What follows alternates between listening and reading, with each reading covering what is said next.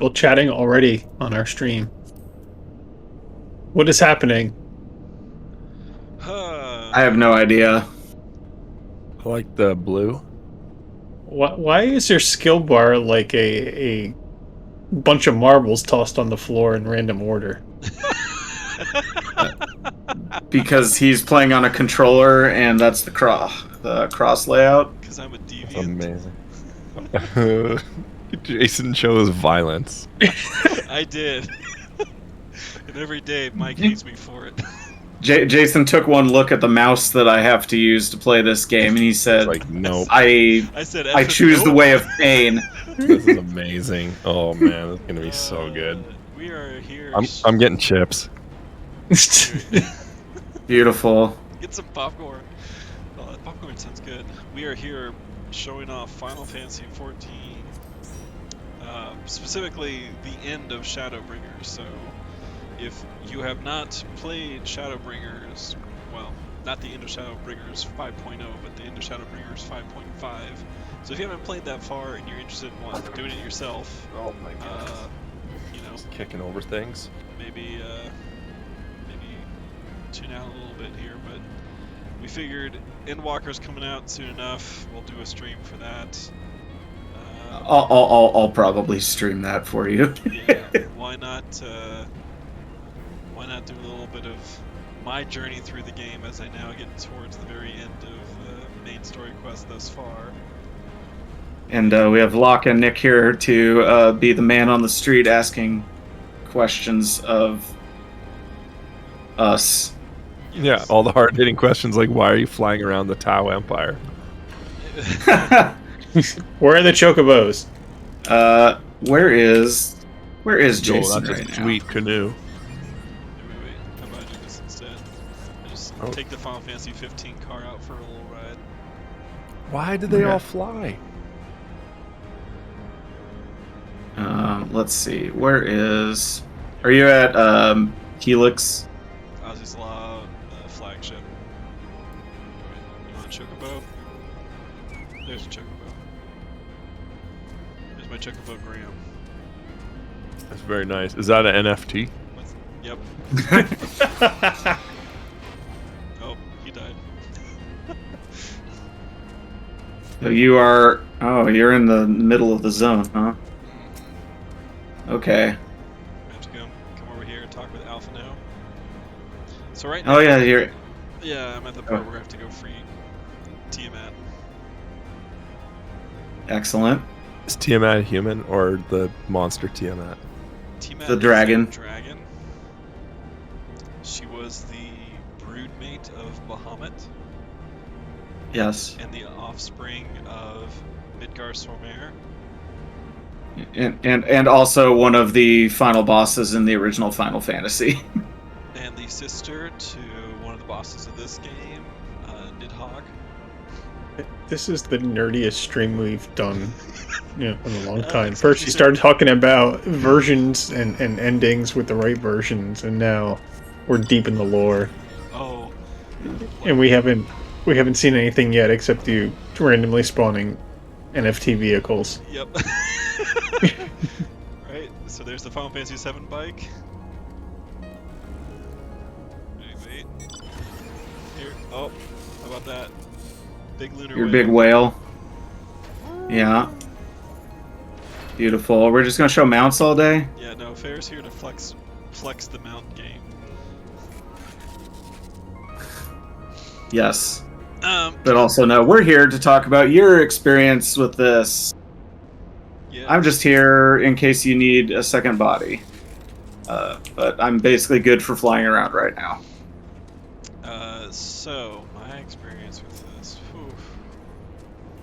Well, it all began when Mike was like, "I'm gonna come back to Destiny 2," and I was like, and I'm like, "All right, I'll go play Final Fantasy 4." Okay. 14. As an equal, well, Final Fantasy 4 is on the brain for reasons. Yes. But so yeah, kind of as an equal exchange, Mike has been talking about this game a lot amongst staff to me. He spoiled because I was like, I don't know if I'm ever going to play this. I don't know if I'll ever come back, but he, quote unquote, spoiled some of what happens in Shadowbringers. And I was like, you know what? That does sound pretty interesting. I'm curious to see how all that actually plays out. So I said, all right, let me dive in. I started December 2020. Here we are almost a year later, and I'm nearing the end of the... To be fair, you have also gone weeks and months without logging in ever. Yes. In that time period, so... Yes. Had I just focused in on doing the main story quest, it would have been sooner, but taking it as... when I can, as I can. Getting near towards the end here. The last couple weeks have been a mad dash towards that end.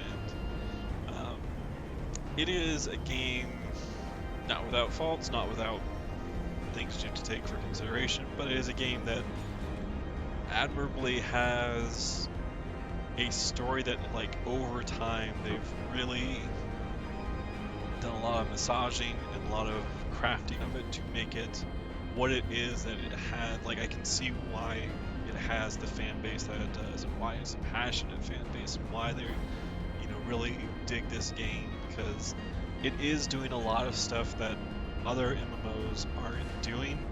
I mean, like, there was a time, I feel like, where World of Warcraft had similar rules, and then it just really dashed them all for, I don't know, whatever reason.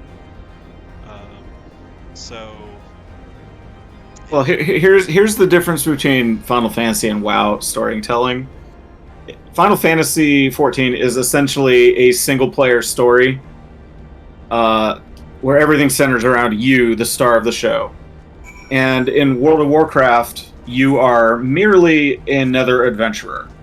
That game never, like, there's no memory of the NPCs. They don't remember who you are. Like, every time a new expansion comes out, like, it all resets itself. And to varying degrees, WoW will be like, okay, we're going to actually have an overarching story, or we're going to have a story that feels a bit more cinematic rather than it just being a series of, like, zones you go through punctuated by, like, one rendered cutscene, like, halfway through the expansion.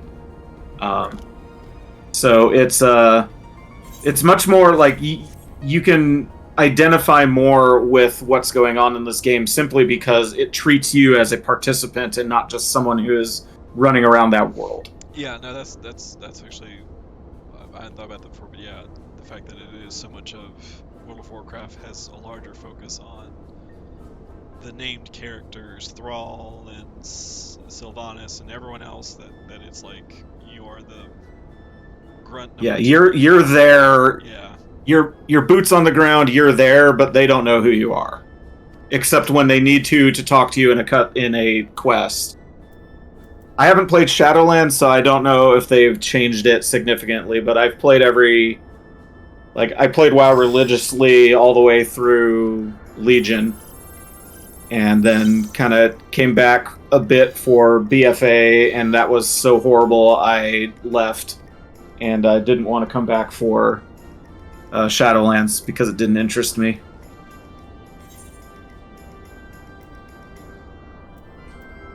But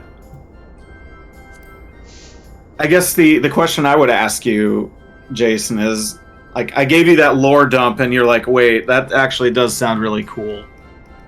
And we had some check-in discussions as you were playing through Shadowbringers where you'd kind of, like, opine on your take on what's going on. And I think a common thing that I said was I would, like, give you a winky emoticon and say just keep playing.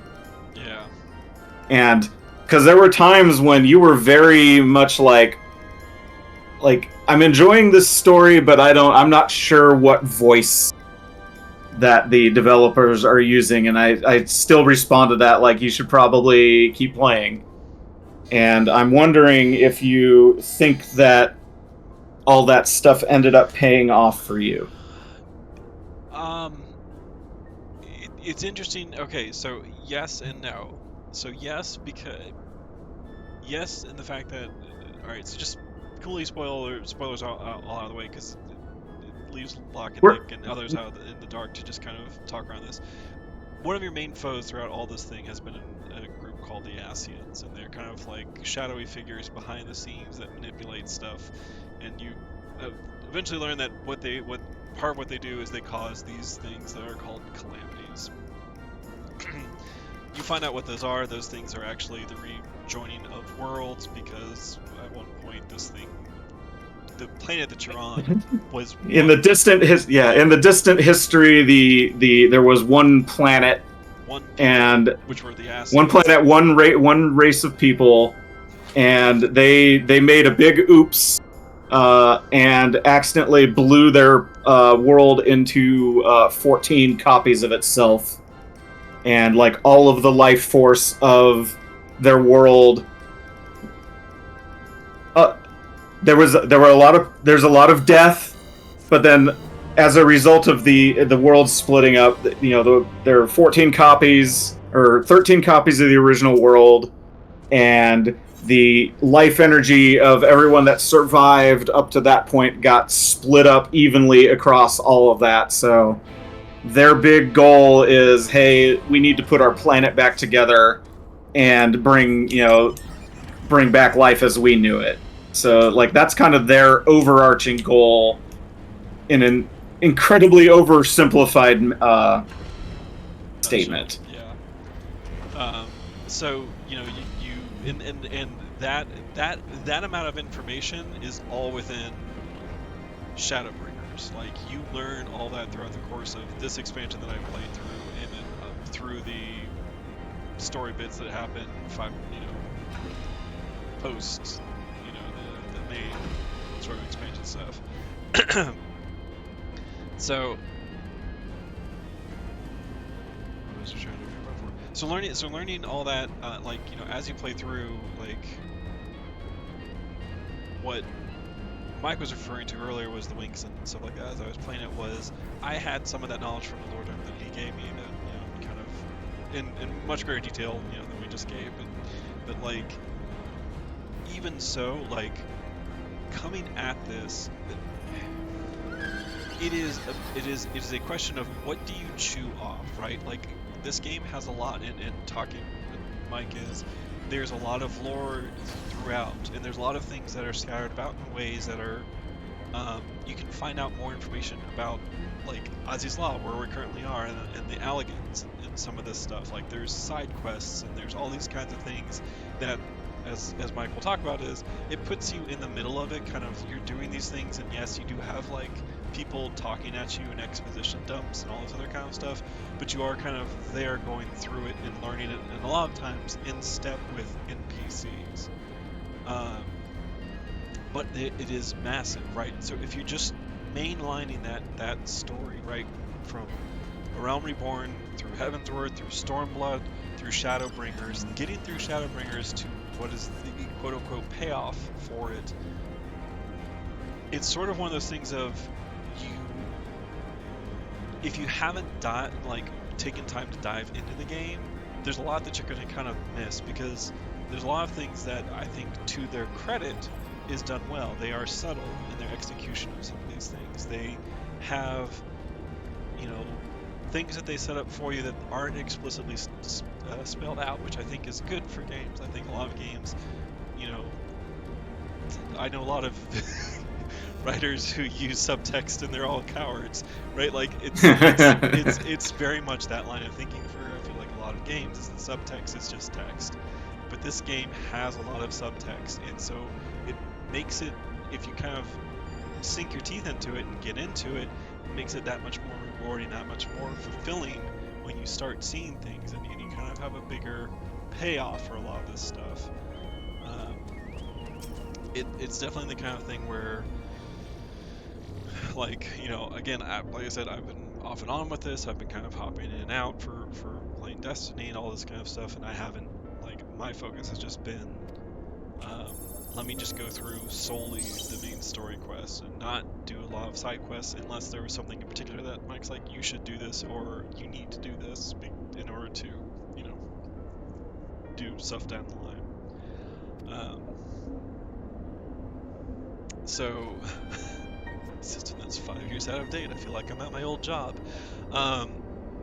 So the payoff in the end was good. Like, I think going through it and seeing it, kind of talking about it with Mike and sort of impressions of things was good. It is one of those things where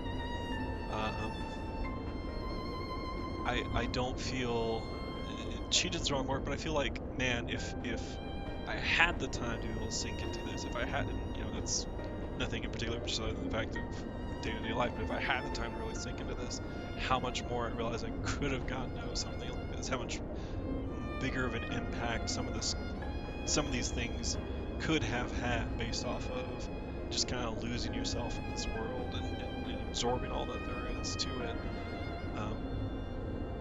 which I think is which I think is great. Like it's one of those things. Like, I think the last time we talked about this, I was like, or sometimes talking with people is, A Realm Reborn is where it is, and the faster you get through it, the better, because the best stuff of this game is after that. But like, there's a lot of times where it is after that like, when you stop and smell the roses, it's going to reward you in some way, right? Like, it's small little character stories, it's small little moments, even things where it's like the world recognizes you and what you've done, and people and NPCs react to that and respond to that.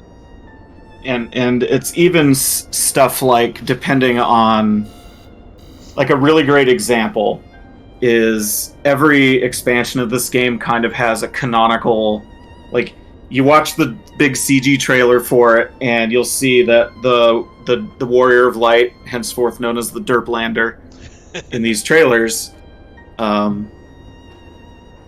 whatever job the Derplander ends up in the final shot is it pretty much considered the canonical job of the expansion. And so in Heavensward, that job was Dragoon.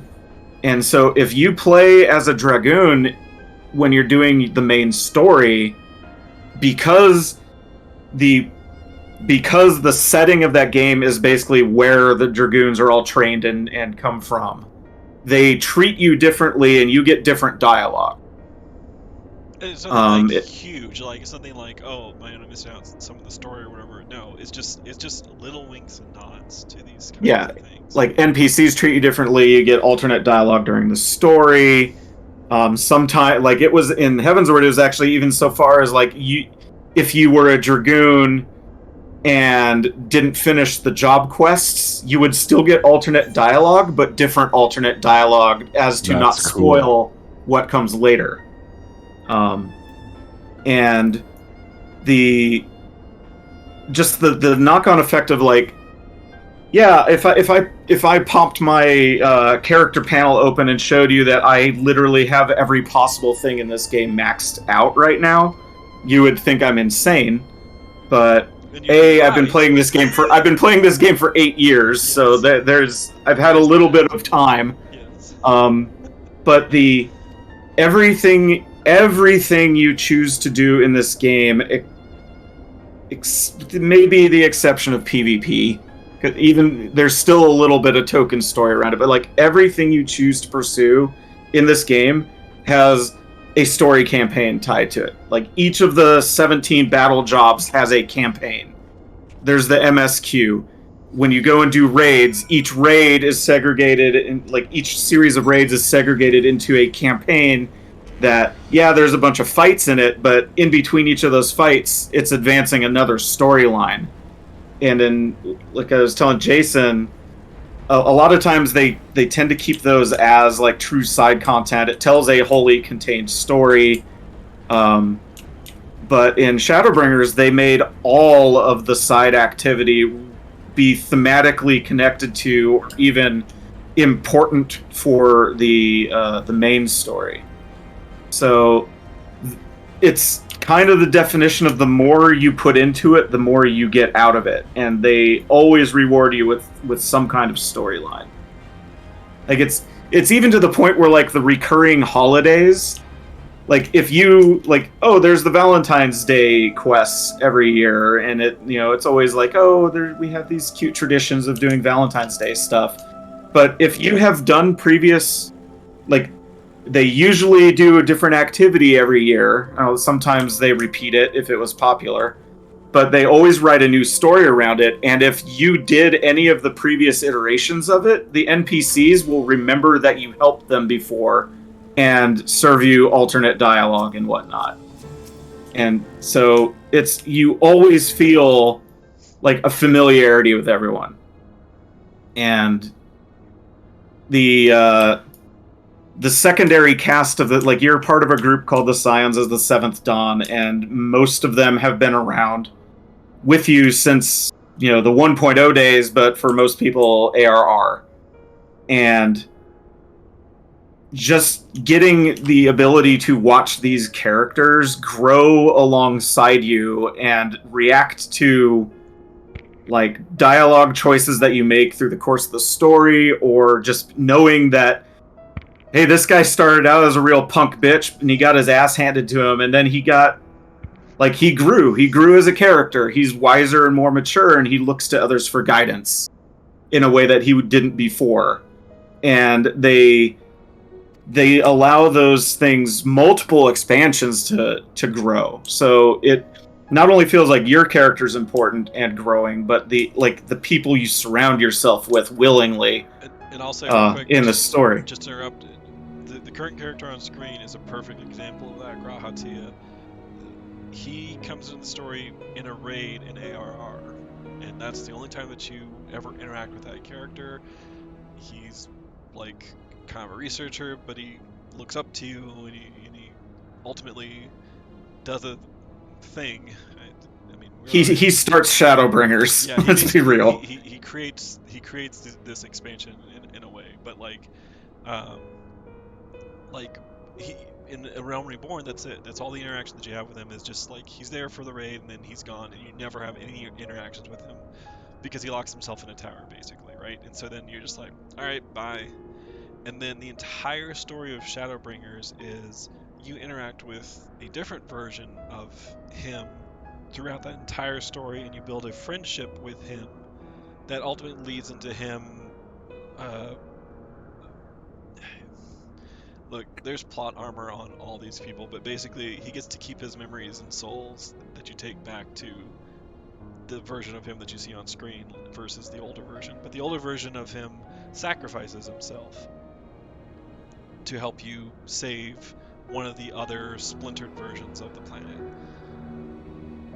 So it is this moment that you have this experience with this character, and then you get to go around with him like this, right? Like, again, plot armor, so you get to still kind of adventure around with him, but now you have this attachment with this character, right? And he's got memories, attachments with you for the adventures that you've had, so you kind of feel that bond with him versus, just here's another, here's an named NPC that has some story meaning, right? Like, he has an actual meaning beyond what he is in the story, which is kind of interesting to see how that's played out just in the course of this one expansion, right? Not talking about the other Scions that have had several expansions to go through, but just for this one, that kind of character development for someone who is, like I said, throwaway, toss aside character, like never even would have given second thought to him throughout the rest of the expansions, if not for this. Well, and then there's other stuff like subtle world building that ends up, like, I talked to you about the name of the Azim Steppe, right? Yeah.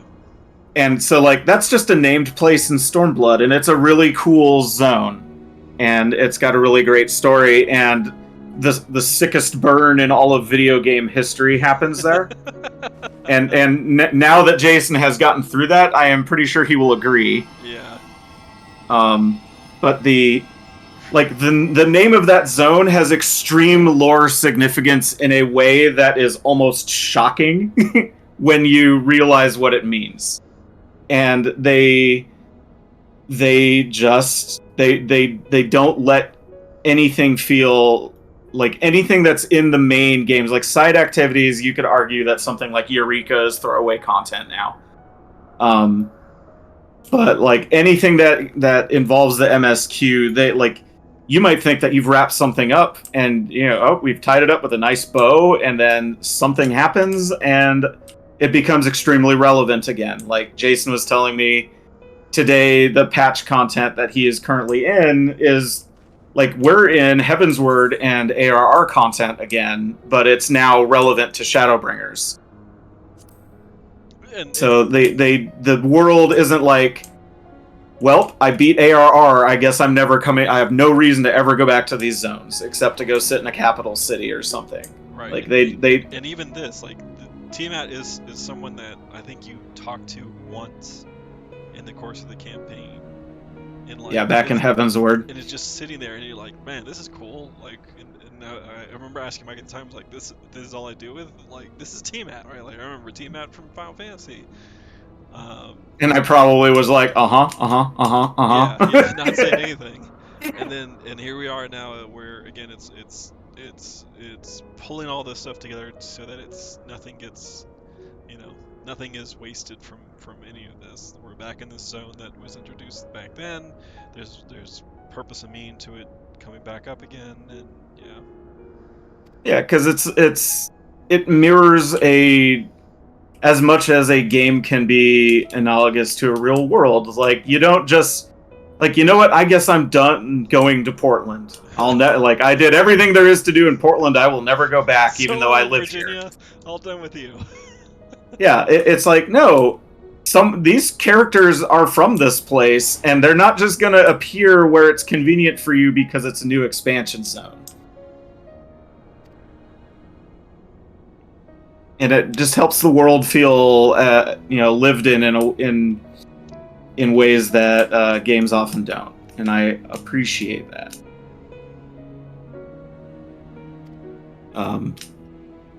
Locke and Nick are awful quiet. Do you have anything that you'd like to ask about? No, I'm just taking it all in. I enjoy that you guys speak so well on it. You're well versed in it. I know you play a ton of it, but it's nice to hear you guys are coming at it from different points in terms of, like, Mike's been playing it forever, Jason's been playing it for a year, but kind of arriving at the same spot, which is really interesting. And yeah, I don't need an MMO in my life, but if I did, this seems like the one. Well, like the nice... Yeah. Oh, go ahead. I was going to say, the nice thing about this is that you can almost play it like a single-player game. Totally. Yeah, and like they added something, right? Aren't they doing this for Endwalker, where they're going back and making all the dungeons? So there's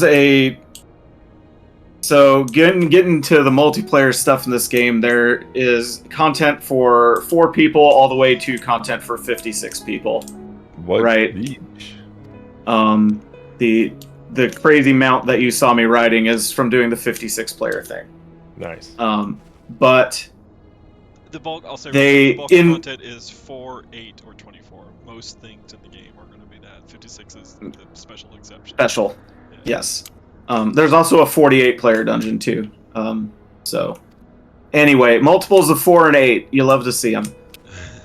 But so in Shadowbringers, they added what's called the trust system, which I think borrows its name from a similar thing they did in Final Fantasy XI. Don't quote me on that, because I did not play much of that game.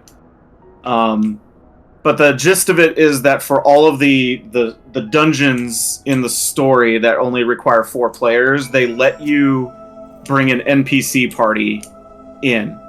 And if you do that, it'll be the character, like, named characters from that are relevant to you, and they give you extra little bits of story. Like, it's not much, but they'll react to seeing the bosses, or they'll see something happening in the dungeon and remark on it, and that's really cool. And so every single dungeon in Shadowbringers can be done that way, and they're continuing that with Endwalker. But back in the ARR and Heavensward dungeons, there is a system called Adventurer Squadrons, where you actually recruit NPCs to a team and train them.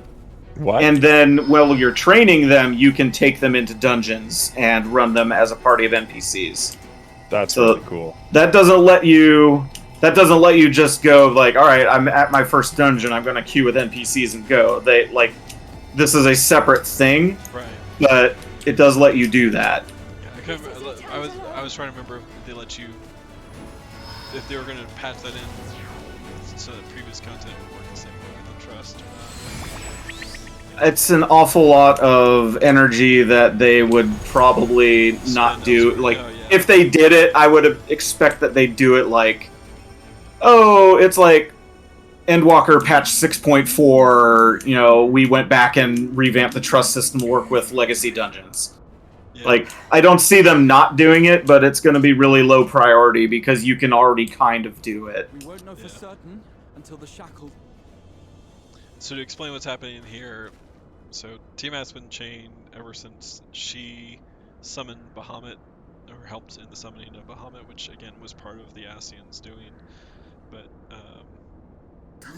in summoning Bahamut, it basically was a calamity that the summoning of Bahamut ended Final Fantasy XIV when it was Final Fantasy XIV. Yeah, it ended 1.0. and That's the other thing, is the failure of the previous iteration of this game is actually the catalyst for this game's story. Yeah. They just wrapped it in lore. yeah. I fear there can be. So That's rad. So you're coming out to her because, in part, like there's the newest Asian threat is walking around with something that he calls Lunar Bahamut, and you're like, well, that's not good. We should go enlist the help of Tiamat and you know, have her help out here. But and one of the concepts of this game is that there's, you know, strong forces, they call them icons in some cases, but they're also called primals, that basically exert an influence over their followers, and it's called tempering. And in the process of that, the people basically lose their free will, so that they have to just follow orders by the primal. Part of, like, all of A Realm Reborn is about that. It comes up then throughout the series, but like a lot And of you, the player, are immune to that effect. And yeah, you're immune to that because you have something called the Echo, and you learn about what that actually is. Anyways, so part of then throughout all this has been, like, part of Shadowbringers has been, hey, we may have found a cure for tempering, so that people are no longer tempered by primals. And you've been testing, and part of this current content patch has been you test it out, and it's been working on some people here and there, and then you're like, well, if she summoned Bahamut, she might still be under his influence, so we should probably remove her tempering. And that's everything that you just saw happen with the flying pig and stuff like that. Of course, it's done with a cute-ass flying pig. That's right. Forksies are precious, and I love them. When that time comes, I had to you fight their won't mother be to get them alone. under control. We'll stand. Yes.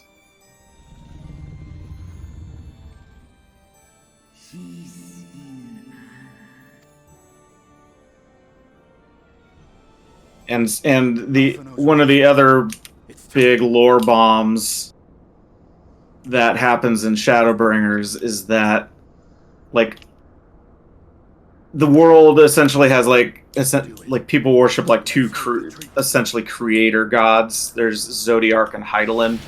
Yes.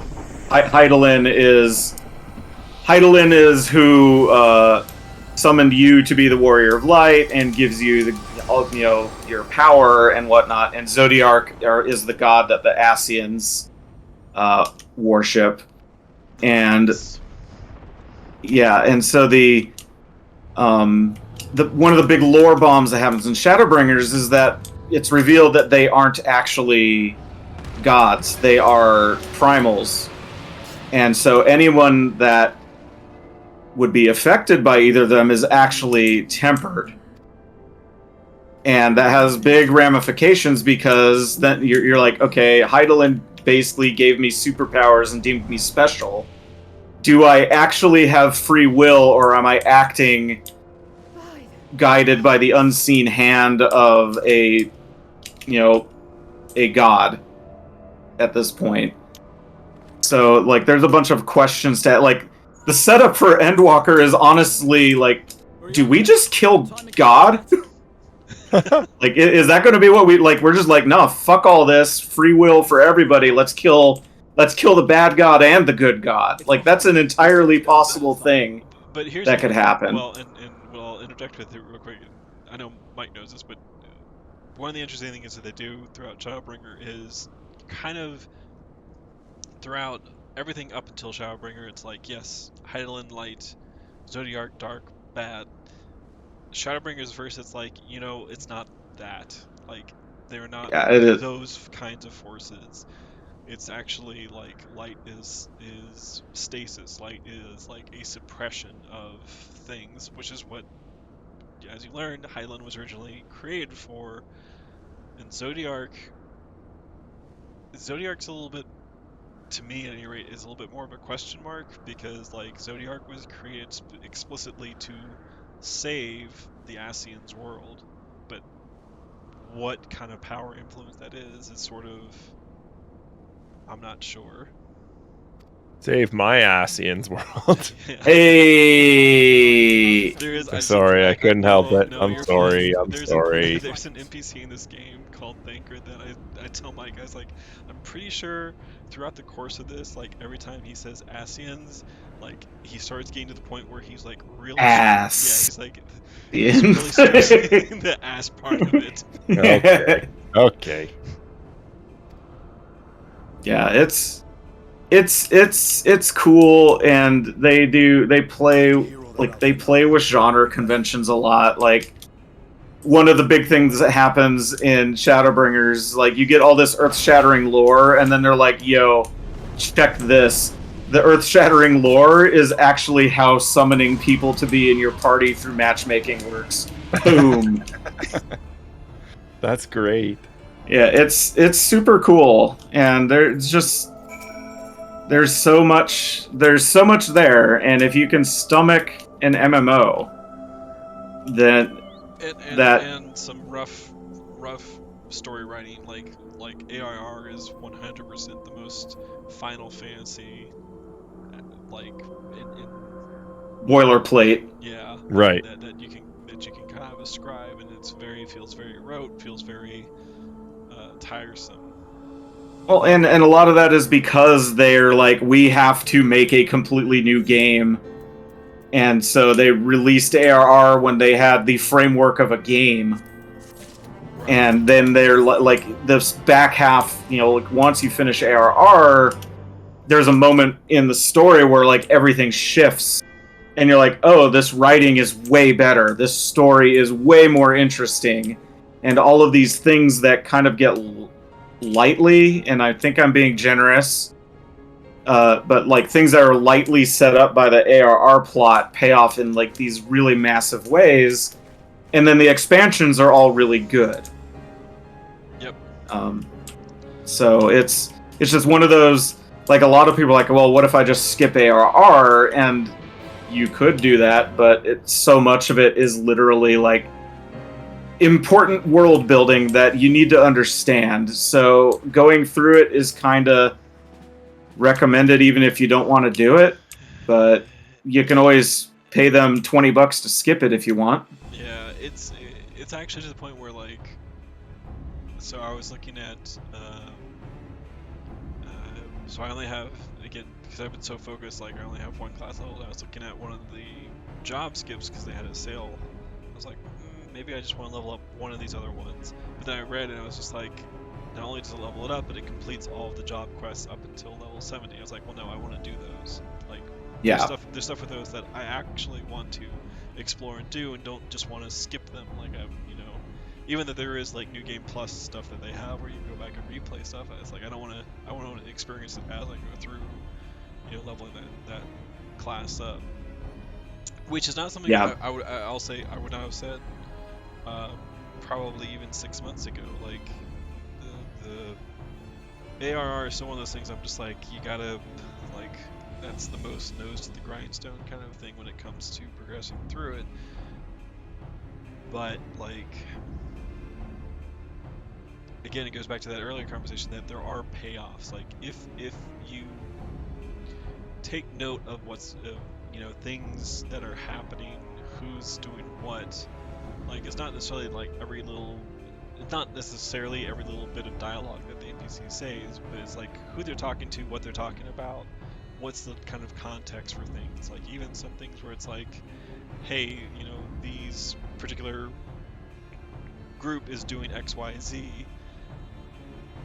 Like the whole thing with the side content the 56 person that we talked about, like that whole area and zone is something that gets mentioned throughout, like during the course of ARR, that then gets brought into like Heaven's Word, right? It was at the end of Stormblood that they brought it up.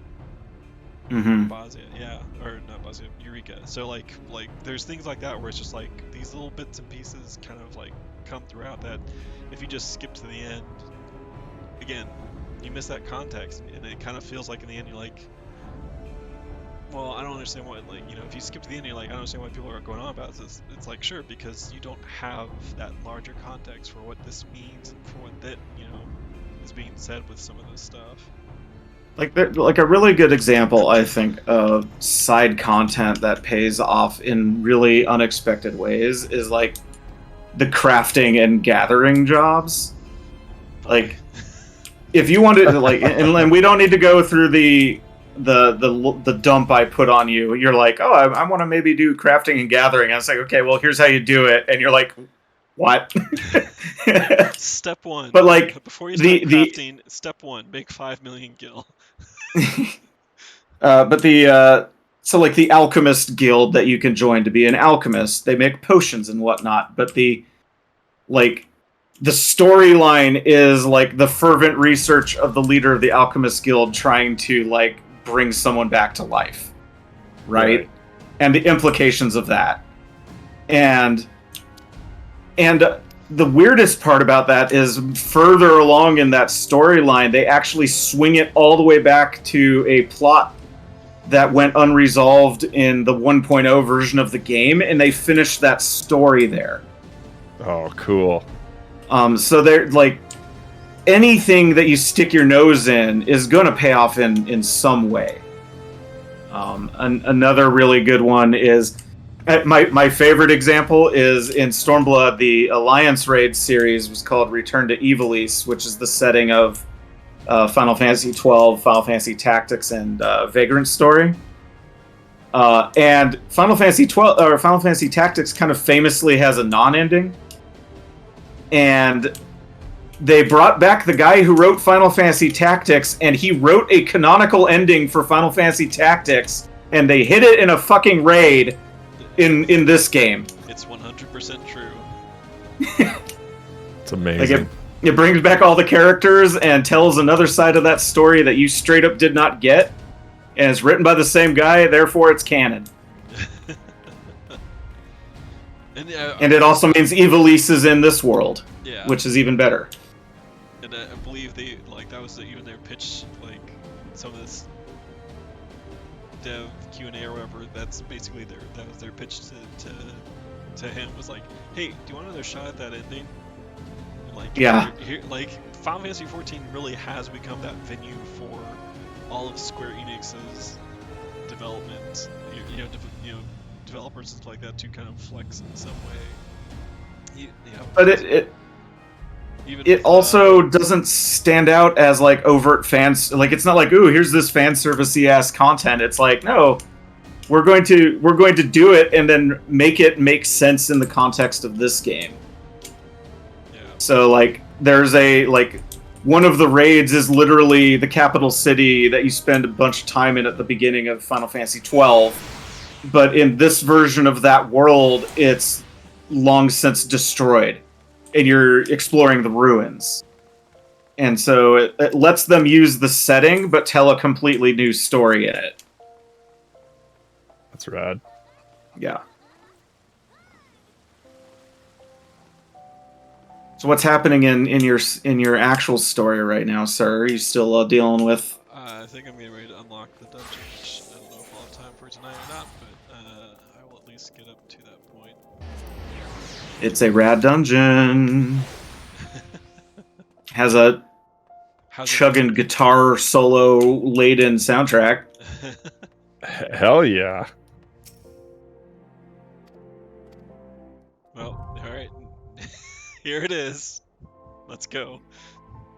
Let's go. You want to do it? You want to queue up? Can I queue up? No, because I can't do.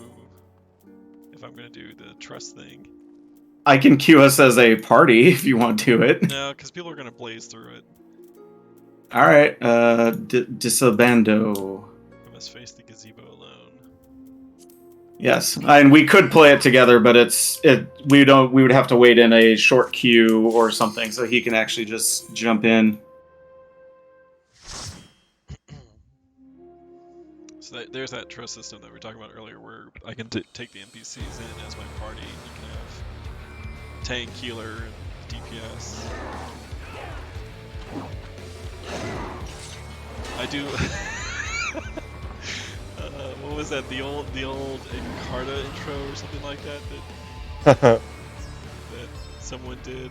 That's like POV entering a Final Fantasy 14 dungeon for the first time. Oh yeah, it's just a fucking like dolphin jumping out of a book and all that. So good. It's true though. It is true.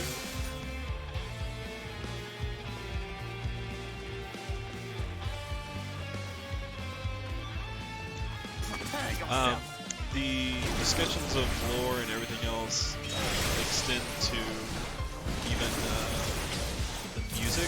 Like, so Mike and I were talking about this a little bit beforehand, but even the songs, like, there's a heavy use of leitmotifs throughout, for like the central like expansion theme that you hear throughout as different ways as you play. But then there's also like that we'll use that again later. So when we were talking with Tiamat just there, the leitmotif for heavy was playing in the background. It's in the Endwalker trailer that just dropped. Like, all the expansions can be heard throughout the music and the soundtrack. So stuff gets tied together narratively, but also in the background. I always love that. Like any kind of PS, absolutely a subscriber to the Bear McCurry leitmotif fan clubs. Yeah. Like a good thing to point out is if you like Endwalker, the upcoming expansion is the culmination of the story they began with ARR. Like they're actually like bringing it to a full close, and the theme song that they like, each expansion has like a main theme, and it's usually like a song that gets used as the leitmotifs in the expansion. So like a good, like in Stormblood, there's a nation you're trying to liberate, and their national anthem is the leitmotif that's used all over the place in the music of the expansion. But in Endwalker, the song that they released for the intro cinematic is actually comprised of the leitmotif of every expansion. Like each part gets its own time to shine in the new song, which is, you know, it's another way to kind of subtly signal like, yep, this is the culmination of everything that came before. Right. And they're just telling that through the music. That's wicked. Yeah, anytime you sent me music, you're like, hey, check out this bop, and it's always good. Yeah. The guy who writes the music for this game is a mad genius. He very rarely misses. Not to say that there isn't music that I don't like hearing in this game. Mm-hmm. Jason will actually point to one song in particular where he's like, I love this song. And I'm like, that is my least favorite song in the entire soundtrack. Do you remember from Final Fantasy Locke the music that would play like when you're in Natoya's cave? Yeah. Yeah, that's back here. And that's the song that he does not like. Right. Yes. Though it's back here in two different forms, as I just recently learned. In the second version, Yes. you're a fan of, I guess. Yes. The version that you like, I don't, but the new version, the newer version of it, I really like. The newer version is okay. Sit here and say it's not or something like that. It was just hearing that for the first time and being like having that kind of recollection to it. It's like, oh, they did the music. I like this. It's a nice composition of it. Yeah, and it's, you know, they will reuse music from other Final Fantasies when appropriate. Like the Raid series in Shadowbringers draws heavily on iconography that was used in Final Fantasy VIII. So the Raid boss themes are, like, several of the fights, it's straight up just a brand new version of Final Fantasy VIII's boss music. Huh. And like, it's not just like, oh, we copy pasted it straight out of the PlayStation. It's actually a completely new arrangement, and, you know, completely modernized and all that. But they nod to what came before in really nice ways, and that's usually, like, the two ways they do really direct fan service is like through music or through like an enemy type. Yeah. Like the Stormblood raids are, you're basically fighting a supercomputer that wants to test how powerful beings on this planet are, and they do it by essentially throwing you into a Thunderdome with beings that they've cataloged on other worlds through their travels, and those things all happen to be bosses from the Super Nintendo era of Final Fantasy. There we go. So, like, you literally fight the Phantom Train from Final Fantasy VI. You fight Kefka, you fight X-Death, and so on. That's wicked. Yeah. But I think, you know, other than Jason finishing the dungeon, and I'll give him some pointers on the bosses. Okay. That is, I will say one of the things, so one of the most nerve-wracking things for me in this game is I'm going to go into content that requires group, and I'm going to have zero plans to what I'm going to do. I'm going to fuck something up and be the cause of it. So having something like this where it's like, oh, it's just NPCs, so there's a chance for me to learn these things carefully and feel less stressed about it, so it like actually kind of helps me do a better job of learning without that same pressure. Right? Oh, this is why I fucked up. Okay, I understand how this mechanic was all. I understand what it was. It has to be. And in some ways, like, there's a lot of times where I'm like, I understand all the time. It's like I have a better understanding of what, even if I haven't seen this mechanic before, what is going to, like, how it's probably going to play out, what I should probably be doing in order to. okay, so stop, don't pull this boss. And, okay, that's a coral, right? Essentially. So what do they do 100% of the time in Final Fantasy games? They have I don't know. whisker attacks. Yeah, electricity attacks. Now, I will ask you to note that there are pillars placed all around this this fight. You may pull the boss at your leisure. But it also is a dragon. Yeah, the other thing is that the visual language they use to telegraph mechanics largely does not change. They will remix mechanics all the time, so it's not just the same shit over and over again. But, like, if you need to stack on another player, 99% of the time it uses the same.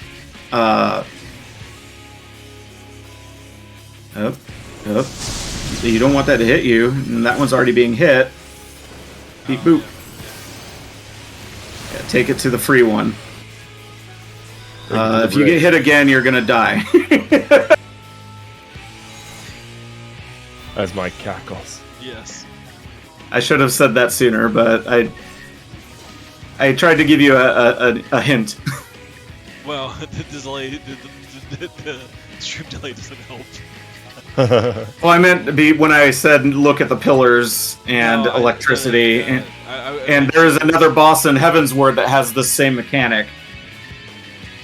But you have to only there's only one pillar that you connect it to in that fight. This assumes I remember that boss.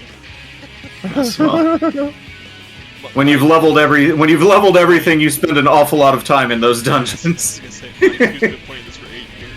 It's like one and done. Let's move on. Gotta get to the end.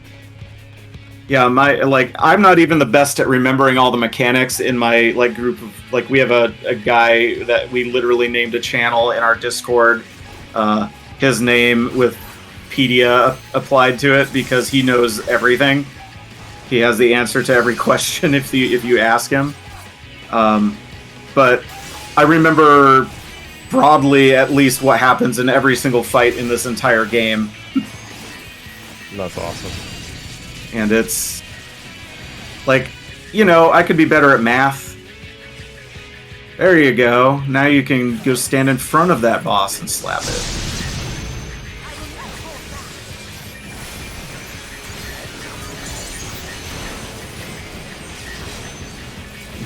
The only thing I don't like about the NPC tanks and everything is that they don't position anything correctly.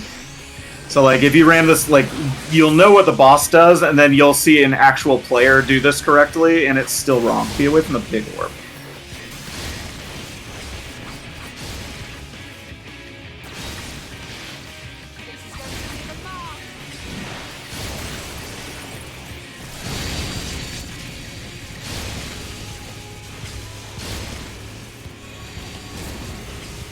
Risky.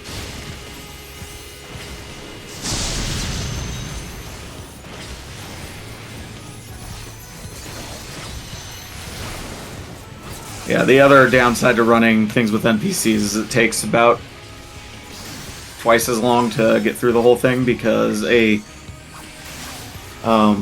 group of players will pull more than one pack of trash mobs at a time because you don't really need to play it safe.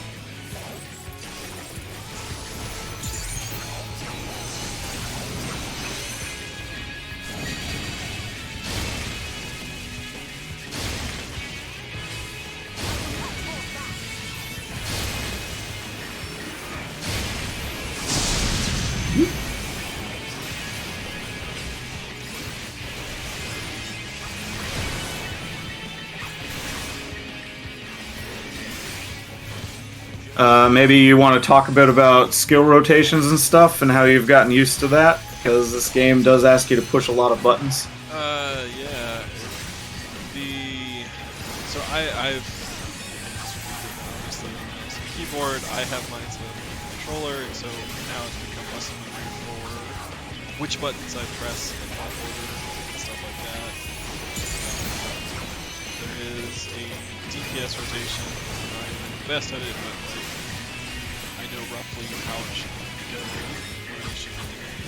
So there's a specific order in which I'm going through, skills combo to other skills, samurai skills combo to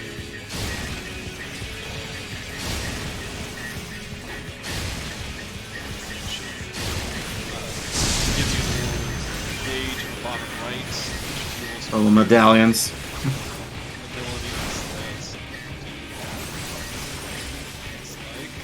This. And then I also have the blade that's above my head that fills up and lets me do some of the off cooldown things. Other things to just add more damage to it. That's the rough. Roughly that's it. Well, each job in this game plays they share some common things here's combos and here's the difference between a skill that uses a global cooldown or not, but every job in this game plays differently. So even all of the melee DPS jobs, your skills are transferable because you're playing as a melee character, but they're all doing different things. You're managing different You're managing different abilities. You're managing different gauges. All kinds of stuff. So chances are, like, if you're not an insane person like me that can play every job, chances are there's a job that just clicks with you. And some jobs have 3 times as many buttons to push as other jobs, but they're not more powerful just because they're harder to play. It's just what that job is. So, like, the dancer class, which they added in Shadowbringers, is like it only had its total button set would fit across the number row on a keyboard, and its big mechanic is that everything you do is proc based. So, like, you press one button and it might light up another button. If it doesn't, you press the first button again, and then you can go into a phase where the game basically asks you to play Simon, and then you play Simon, and then when you do it right, it gives you a big chunk of damage as a reward for doing that. And then you have a job like Samurai is pretty busy. Jason's pressing a lot of buttons. There are jobs that have few buttons, but you're well. There's like the job that I played a whole bunch of in both Heavens. I played it. It was my main in Heavensward, and it was my main for a lot of Shadowbringers was Machinist. But in between those expansions, they completely changed what the job was. It went from the job with the most shit to push in the entire game to the job that has like the second least amount of buttons, but you're still pressing those few buttons very quickly. It's like the second highest APM job in the game, even though it doesn't have like a bunch of like separate combos and things like this Samurai that Jason's playing would. And that's kind of the nice thing is like I'm gonna do the main story quest in Endwalker as a Dragoon because I like playing that job, and I haven't. It was actually my original main in ARR, and so I'm like, this will be nice to kind of come full circle and go back to where I started. But I might be like, you know what? I'm not feeling how they changed this job for Endwalker, and once I get through the story, I'll just shift to something else that interests me. Like the new Reaper and class. Well, that would be really good because it shares gear with the Dragoon, so I basically only need to work for weapons instead of everything else. But there's something for everybody, and like if we want to circle back to like wild co-op content, the role-playing community in this game is insane. Yes, they Like are. yeah, there's like anything with you're going the wrong way. No, I'm just looking at the treasure box. There's not one back there. You were standing right by one though. So like yeah, there's weird sex dungeons and shit that you can find, and creepy people like you would find in any game that lets you do that In sort any of stuff. good But MMO, they've got the sex dungeons. well, there's like the housing, the housing feature in this game is so robust. Like people, like I have friends that they own nightclubs in the game. But also so broken. Oh, broken how? Let's stand outside this thing for a random set amount of time to see if we can bid on it. Oh, I'm not talking about buying a house. I'm talking about actually when you can. When you go in and just can decorate and do all that stuff, yes. Because there is a housing feature in this game that anybody can just buy an apartment and go. Like, that's not restricted. It's actually owning a physical house is an entirely different story, and we don't need to go into that here because it's a pain in the butt. But luckily, I'm a 1%er and I have a house. True. And I let Jason live in there rent free. Yes, he does.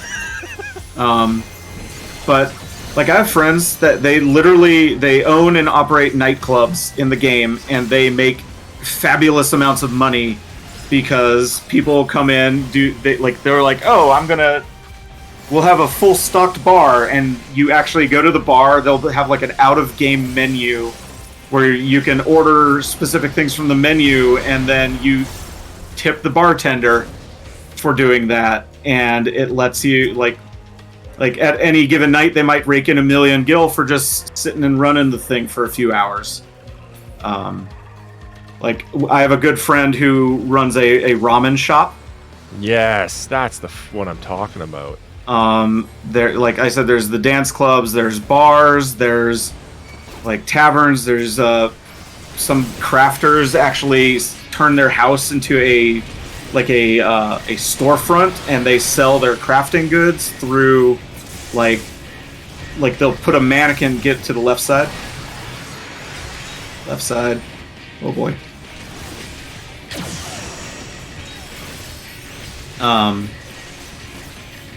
But you can do all kinds of stuff like that, and that helps foster the greater community in these games. And Right. Because you can move between servers, it's called like world visitation. There will be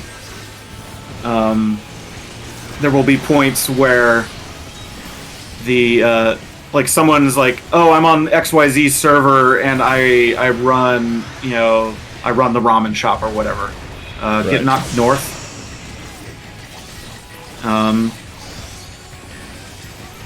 And they're like, hey, I'm on the Famfrit server at this housing block. Please come visit. And then, so like you can go switch servers and visit venues on other servers and things. So there's just a lot, there's something for pretty much everybody to do in this.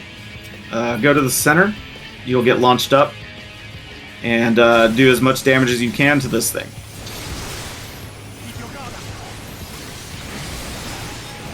Generally, for this fight, you want to hold all your good cooldowns for this damage phase, but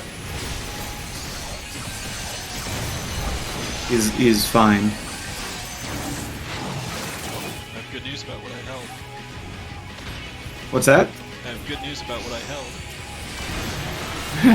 held. Was it the big DPS button? Yes. Excellent.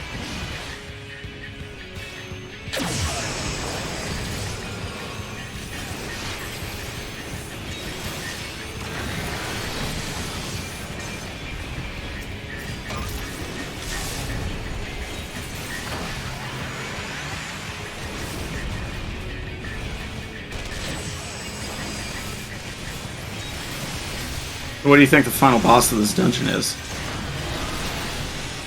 I'm gonna say the Lunar Bahamut. That's a pretty darn good guess. Now you know why there's not a mount.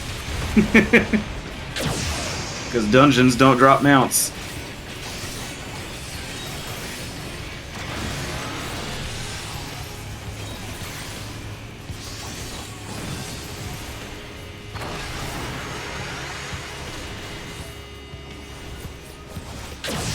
It's a bit of a rough fight for a dungeon, so be prepared. Keep your head on a swivel. The trust NPCs actually do one of the mechanics in the least efficient way humanly possible, but it will keep you safe. So basically, find where Ishtola is standing and follow her once the big mechanic goes out.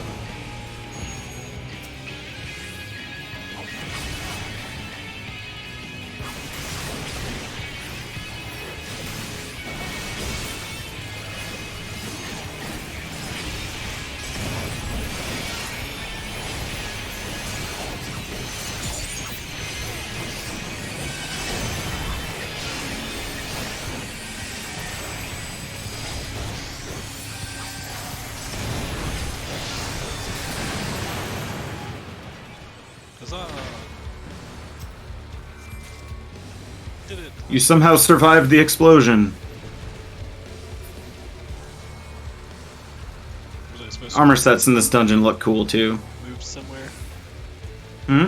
Was I supposed to have moved somewhere? No. Okay. No, it's just, I it wasn't blows sure. up and you get flung to... Yeah, I wasn't sure. There's like, oh, there's there a mechanic somehow that I missed? Nope. Nope, you did it just fine. Hear that? chest. Well, I mean, Mike said you did Kai get a is taste of a. You did get a taste of a mechanically challenging encounter the other day. What did you think about that? Which one? Seed of Sacrifice. Yeah, I mean, like, again, it's gonna get one of those things where obviously pretty much just you become so ingrained, right? And that's where Yeah, I can sleepwalk through that fight, but it's stiffly difficult for a lot of people. And that was just the normal mode version of it. And even the extreme where you have to memorize a Samba de Amigo chart and know how to Excuse me? play Dance Dance Revolution and 5 different mini games. Oh, challenging. And also do a DPS check.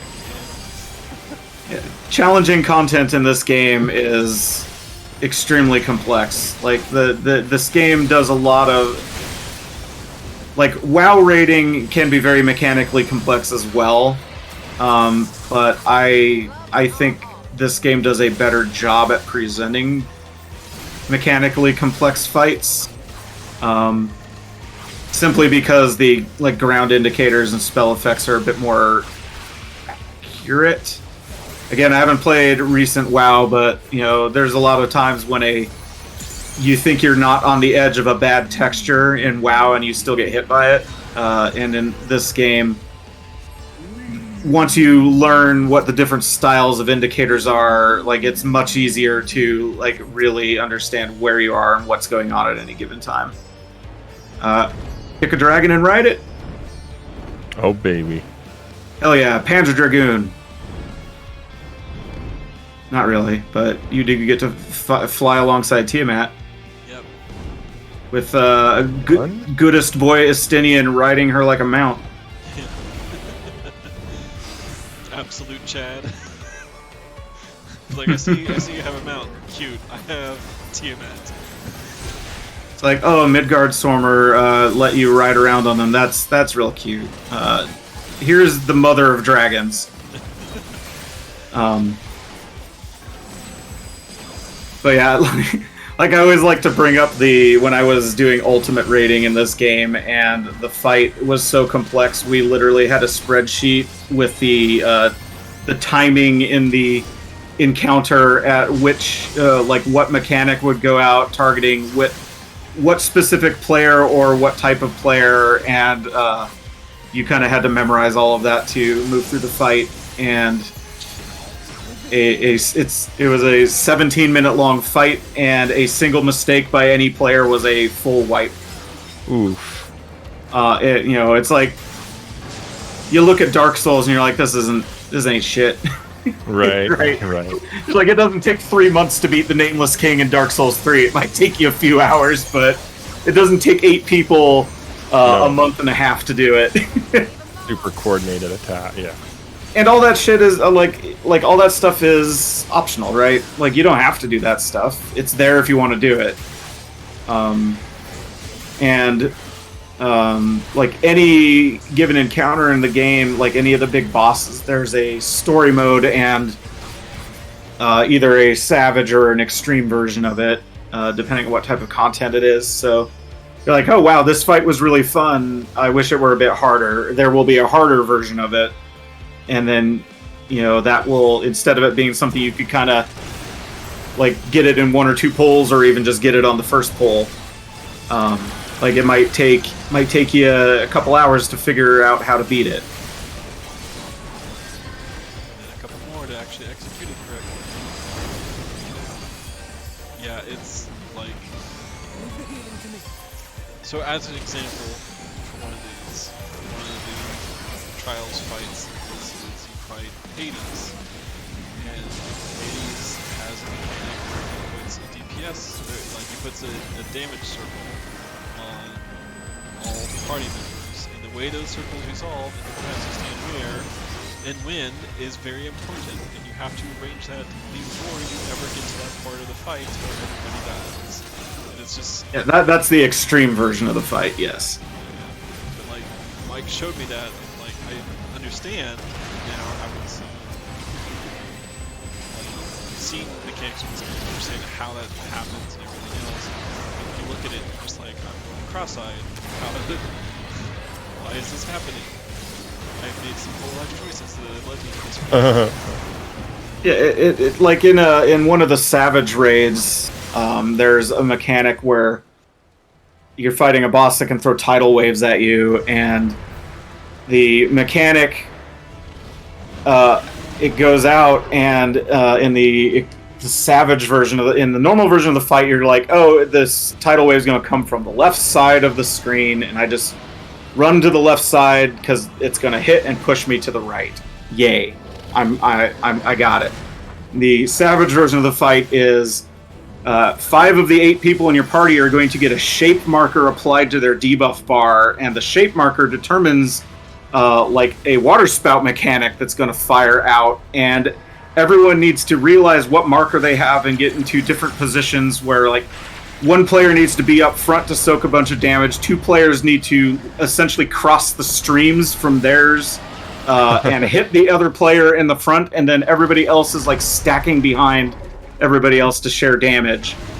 And that takes coordination because that's confusing. Like, the first time it goes out, if you're blind, you have no fucking clue what the hell just happened. You're like, okay, time to pause our stream, go back and read some tool tips, right, or whatnot, and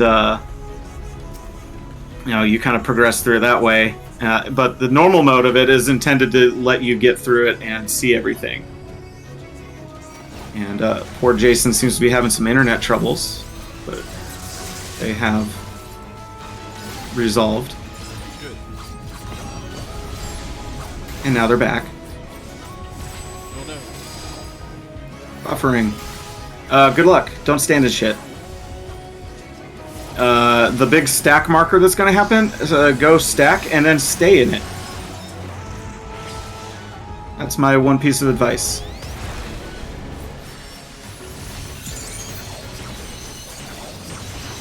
Oh yeah, so these are all going to explode in order. Just follow the scions and you'll be safe.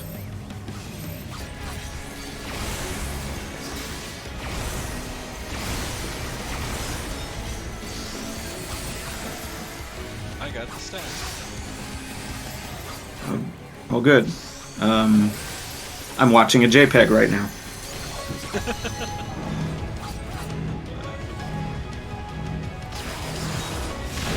No, it's not spread out, it's a stack. Oh, unless now you're ahead. Okay.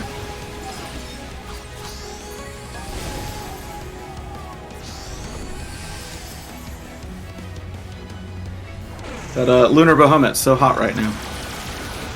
So hot. So hot.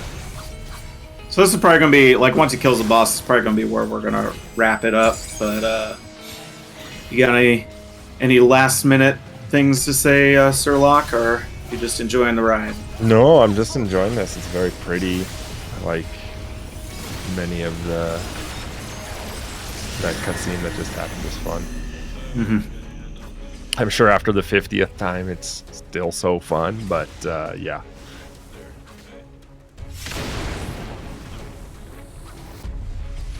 Oh, are you at the shrinking circles? Yeah, well, the lunar flare. Now it's giga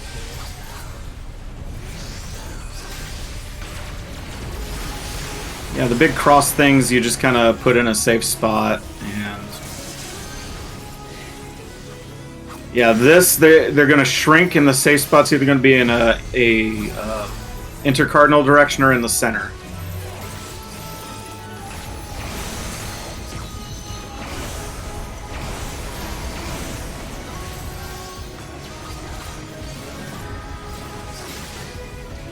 So, since Jason failed that mechanic, you can see the big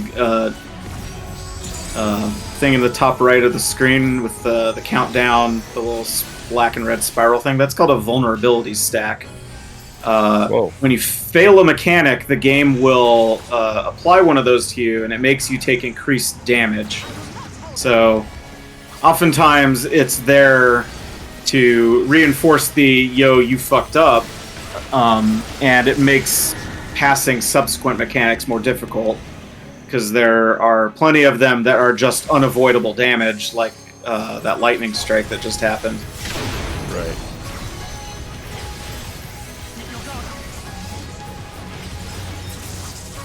And they fall off after a minute or so, which is nice. But they can, in more difficult content in the game, it not only slaps you with that, but it will do a damage down on you.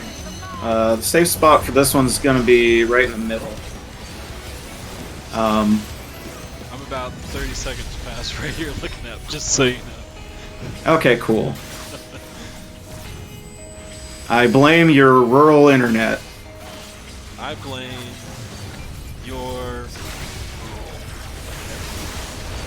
Oh, okay, that's fine.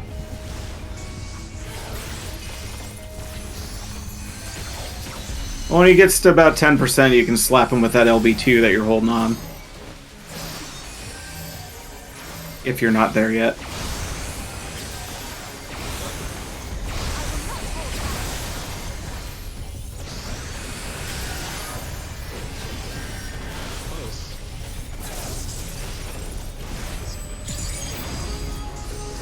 So the interesting thing is that this dungeon is actually the end of 5.5 Part 1. There was a 5.5 and a 5.5 Part 2. So you're at the midpoint of this patch cycle.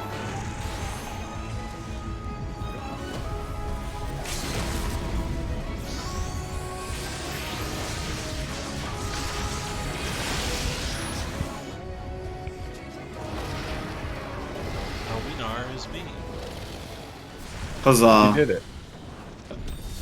You did the thing. Whenever the stream catches up. Yeah, he's you haven't LB'd yet, so now you're LBing. Alright, so we should wrap it here. Any parting thoughts?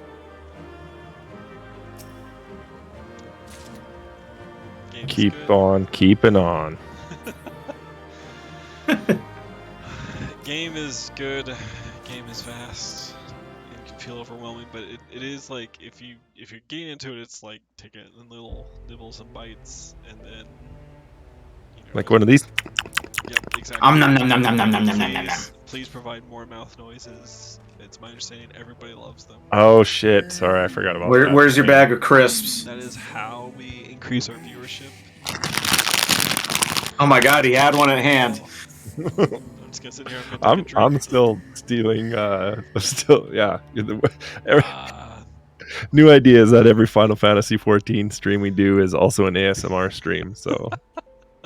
I could mash my clicky keyboard. That's right. Oh, now you know how to get me going, Mike.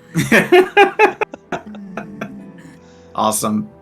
But thanks for streaming. It's good. Like I've it is good. Like if you've got a friend who's been bugging you about playing and stuff like that, it's good going through with them. It's good. Like I think the co-op parts of this are weird, just in the fact that like it is these things where it's like you need a huge group or you need like nobody, because there's things in this game where you have to do it solo. So the co-op can be weird, but I think part of the co-op experience of this, like there are in other games, is going through with a friend and as you experience this together, talking or like, hey, did you pick up on this? Did you see this? Or hey, like this is kind of cool. What do you think this means? So, yeah. Yeah, playing it as the content is coming out is like what's happening in the lore, like, oh, what's the implication of this, and so on. And I'm looking forward to, like, I mean, so this dungeon obviously can kill me, right? Because like I'm basically close to the level that is this. But I'm gonna be interested to be playing through stuff as it's released, and so having to keep up and like even more so not die to mechanics and everything else is gonna be interesting to see. Because there's a lot of these things where Mike's like, I remember this dungeon when it was first released and people would die all the time, and now you just face tank it. Yeah, because you can outgear, like even though the game sinks you down to the level of the content, takes away all your extra abilities, like you'll still be like 25% more powerful because it takes your gear and just scales it down. So there's a lot of times when, when this content was released, you would die in one hit from this, and now if you screw up that mechanic, you only take 75% damage. So, like, strategies change over time. It's like, we used to dodge this, but now everyone just stands in the middle and pre-heals it. It would certainly seem that. But when everything is current and everyone's catching up, everything is it's quite a different experience.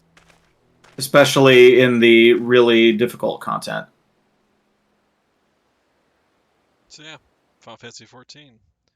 There's a free trial that lets you play through Heavensward and hush. up to 60. Oh my god. Yes, you could do that, or you could enjoy the ride. Oh, speaking of the ride, that's where I should end the stream there. Holy cow. Probably. Thanks, everyone. We'll be back next week with something. Maybe Gloomhaven, maybe Back for Blood. Depends on how many folks we got around. What in Ralga's name happened here? I'm with you there. Who can say? Who can say? All right. Take care. Be good. Bye. Have fun in co-op.